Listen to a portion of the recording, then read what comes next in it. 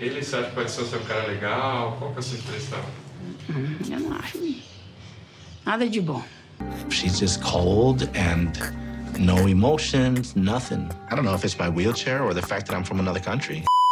I thought I was pretty clear that I would not be getting married on this trip. Wait a minute. But Niles, there were plenty of times when she was planning a wedding and you were talking to her that you didn't stop. It just doesn't go with what you told me before, Niles, which is you told me that you knew she was planning a wedding and that you had not, like, expressed to her that you weren't ready to get married yet. Why the fuck you lying? Why you always lying? Oh, we are just nice friends. No, we're not. Why would I be coming all the way from Orlando here for a friend? I'm kidding, we are married. My ring is in the car.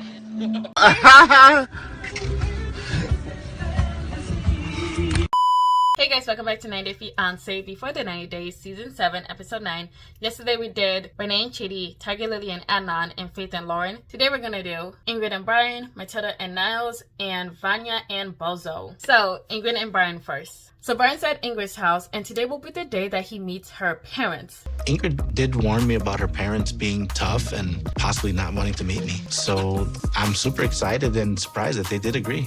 But Brian finds out that it's just going to be her mom that's going to meet him and not her dad because he's at work. But he turns this around to say that the dad purposely is ignoring him because he's in a wheelchair. He probably has preconceived notions about me because of my disability. And I don't think that's fair at all. Oh my gosh, not everything's about you and your damn wheelchair. Way, bitch, get out the way. Move, bitch, get out the way. So Ingrid said that she's closer with her mom than her dad, but she does say that he's using his work as an excuse to not meet Brian because he doesn't agree with the whole internet thing. And I'm guessing that she's talking about like the whole internet dating thing. So Brian, he doesn't like you because you're a pervert from the internet, not because you're a pervert in a wheelchair. Get it? Right. Anyways, her mom shows up and Ingrid tells us that she had to beg her mom to meet Brian because she's not really open-minded to these things. Anyway, she meets Brian and you can already tell that she doesn't like what she sees. O namorado. Presente primeiro, abraço primeiro. Você é a Luísa. Abraço primeiro. É a minha mãe. Oi, Brian, prazer, viu? So he got her gift and she sees it and says she likes it and then she quickly sets it back down. And then she just walks away from him. Let's just laugh at him now. So then Brian brings up again that her dad didn't come because he's working, and then they explain that he's difficult, and he makes a joke, but she doesn't even laugh. Ele tá mais difícil? Ele é mais frescurento. Entendi. Kill me now! Like, y'all, you can tell that she's so uncomfortable. So then he's like, I came all the way to Brazil in a wheelchair, so Ingrid should come all the way to America to come see me. And Mom is like,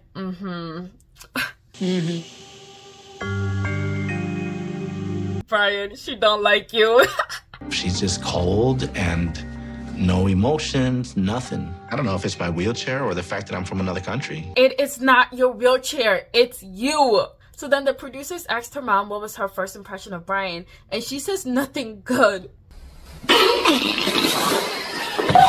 Ingrid then finishes the meal, and her mom said that she doesn't even want to eat with them at the table. The audacity to say that I'm not going to eat at the table with you guys. I mean, it was the reason for the meeting. It was reason for the lunch. Is it rude? Yes. But I would also say no if I had to sit next to Brian. So after some time, she is still refusing. Brian asks Ingrid if she's put off by people in a wheelchair, and she said that she doesn't know. And apparently, she even feels bad for him. So then they asked her what's her deal because she said neither her or her husband accepted. So, is it in fact the wheelchair? Não, isso eu tenho preconceito, não tem nada a ver, não. Não é preconceito de nada, não.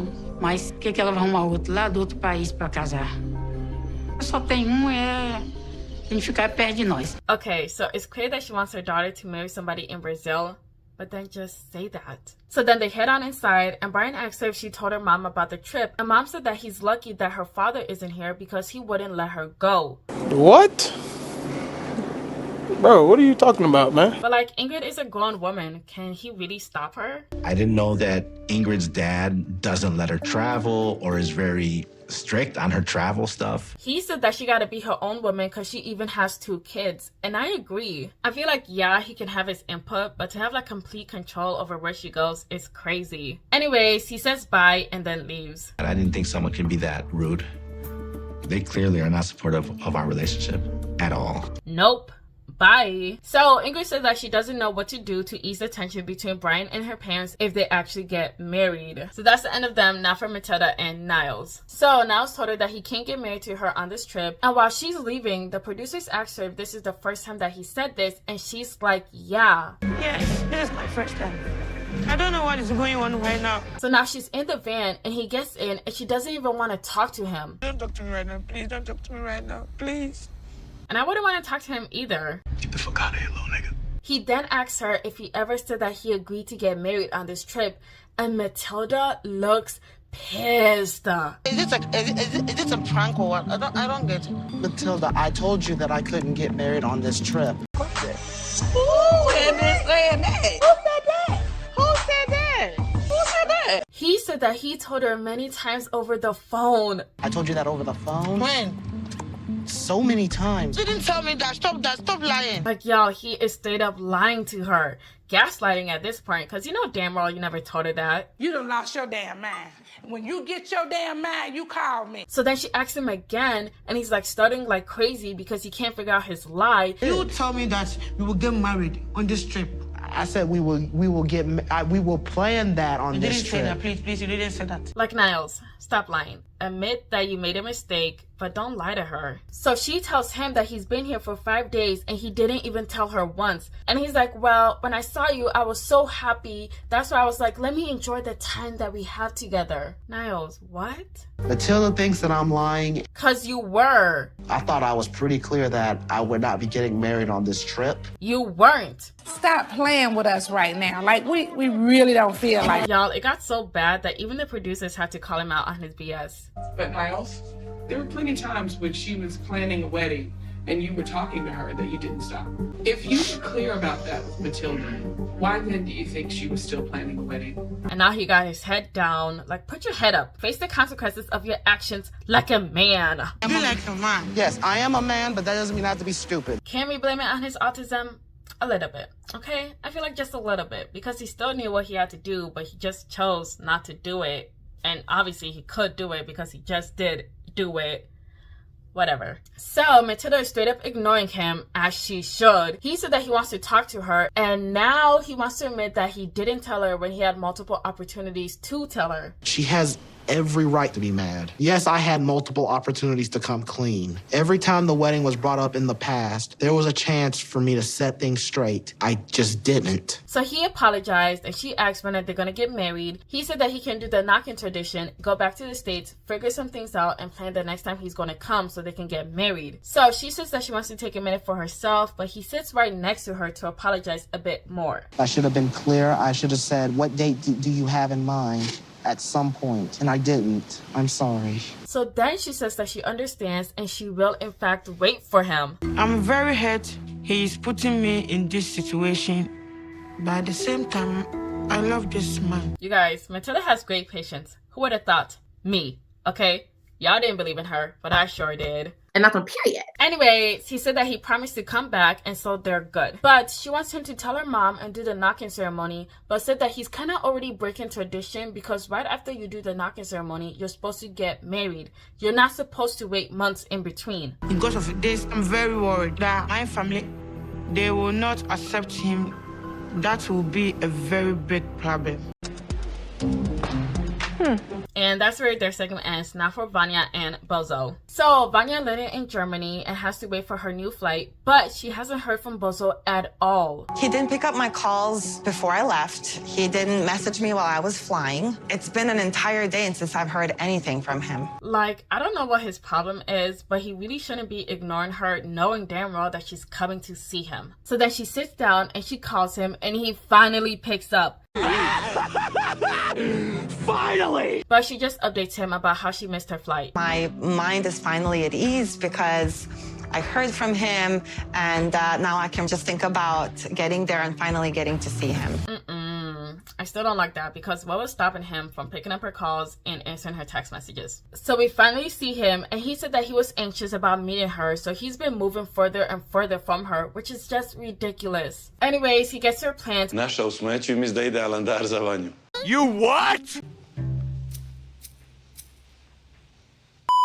And now he's on his way. She got into airplane and all that way from the United States. I actually feel like I don't deserve it. You don't. So now they see each other, and I'm not gonna lie, that meeting was very cute. Vanja!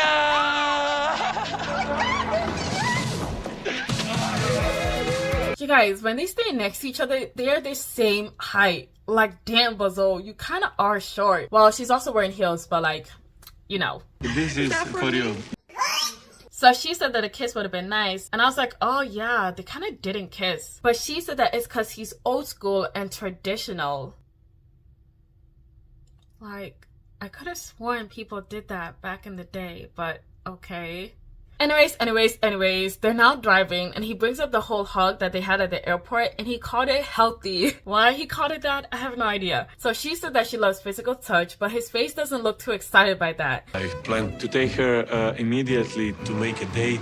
Here we have cooking class, and I know she's good with cooking, cakes, and so on. So that's something I think can bond us even more. So he takes her to a cooking class, very thoughtful of him to do so. 20 minutes later, they're enjoying the food that they made, and then somebody asked them where they met. At NASA station. Then they asked them if they're official, and he said that they're just friends. Wait a damn minute. Wait a damn. Oh, we are just nice friends. No, we're not. Why would I be coming all the way from Orlando here for a friend? I'm kidding, we are married. My ring is in the car. And I'm so glad she said something, because what the fuck, Bozo? So it's clearly awkward. I don't know why he said that, but he looks like he'd rather be anywhere else but there. So now Vanja doesn't know what's going on in his head, and now she's speechless. I'm totally confused. He said that, we're just friends, but this is a lot more than that. This is pursuing a potential forever connection. So now they get in the car, it's awkward, and she's confused right now, but she still wants to be hopeful about the relationship. Maybe it was just a misunderstanding, and we're gonna be able to enjoy the rest of the evening like nothing ever happened. This girl is delusional. Anyways, they get to her place, and she's gonna be staying there for 3 weeks. She wants him to spend the night with her, but she doesn't know what to expect from him. Anyways, her place is nice. So now he explains why he said that she was a friend. I also don't want to make huge step into the dark, not knowing if there is romantic chemistry there. And I mean, that's fair, but y'all been talking like y'all been dating. So I just feel like it's kind of weird to call her a friend at that point. That's just my opinion. Anyway, she got a few gifts for him. The car air freshener, he loved it. Then she made him some cookies, but they got destroyed on the flight there. But he still loved it, I think. Okay. So now after trying the cookies, he straight up says he's gonna go home. She said that he can just stay the night on the couch, but he's like, nope, bye. Ciao, ciao. Bye. So sad he doesn't want to stay. This sucks. Oh my gosh, poor Vanja. Like, I don't get it. I really don't see anything wrong with her. She's been single for she said 6 or 7 years. I feel bad for her because she seems like a great person. Anyways, that's where their segment ends, and that's the end of this video. Thank you so much for watching. Please leave your thoughts in the comments below. Please like, share, and subscribe. Thank you. Bye.